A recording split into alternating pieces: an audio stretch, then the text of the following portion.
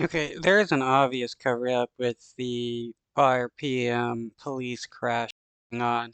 Now the police is only letting the Board of Aldermen and the city and the mayor LGBTQIA advisory board to view the body cam footage when it's supposed to be uh, public, it's supposed to be public record.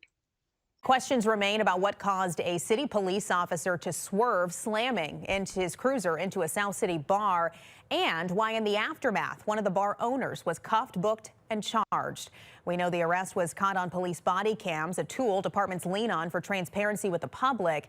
First Alert 4 has asked for that footage, but we've been denied a viewing. Instead, St. Louis City Police did allow a few hand-picked people to have a look, and tonight, that is raising even more questions. First Alert 4's Nathan Vickers live. Yeah, because why are they only letting a select few watch this video?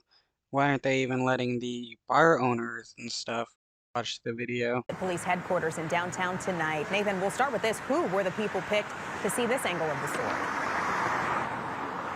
Well, the St. Louis Metropolitan Police Department showed the video to the Board of Aldermen as well as members of the mayor's LGBTQIA advisory board. And now transparency advocates are questioning whether state law allows them to do that. There's been a continued outpouring of support for Bar PM. This space is very important to our members. It kind of acts as a second home. Nathan Shepard is president of the Rudis Leather Society, which helped clean up the mess caused by the crash earlier in the week, and is now organizing a GoFundMe and coordinating with other organizations connected to the LGBTQ-friendly bar. Where we're working.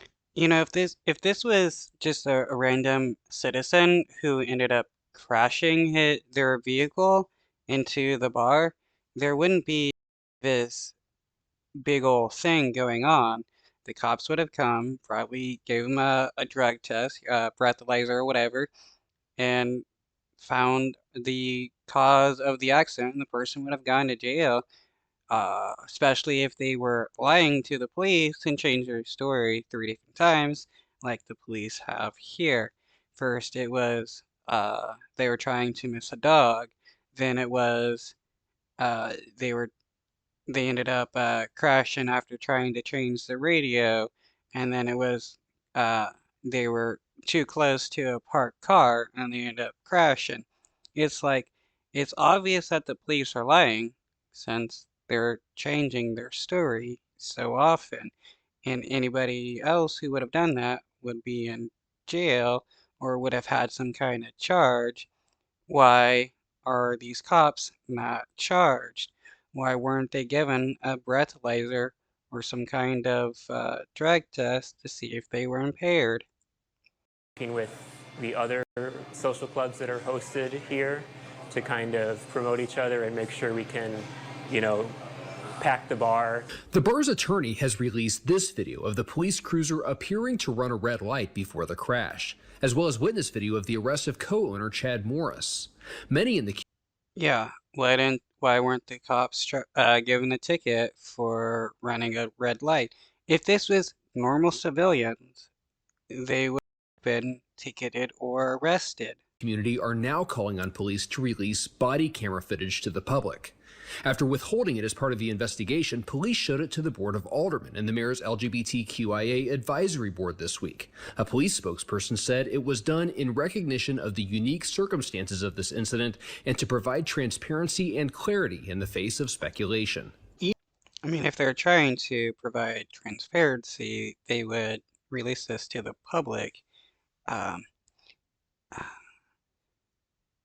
Unique circumstances, like, how is this really unique? It's like you should treat this no differently than if it was a civilian that crashed into a building. Treat them like they should be treated. Charge them like they should be charged.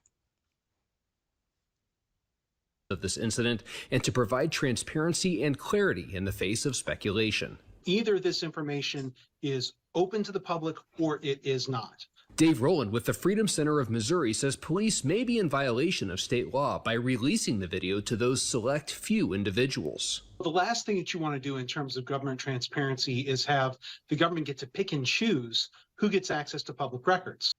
We asked the people who have seen it for what it showed. A spokesperson for the advisory board said in a statement that it would be premature and unfair to publicly make a statement on the content of the body camera footage before the owners of Bar PM have reviewed it themselves. Especially if the police department is now sharing the recordings with people who are not part of the police department, that's intensely troubling.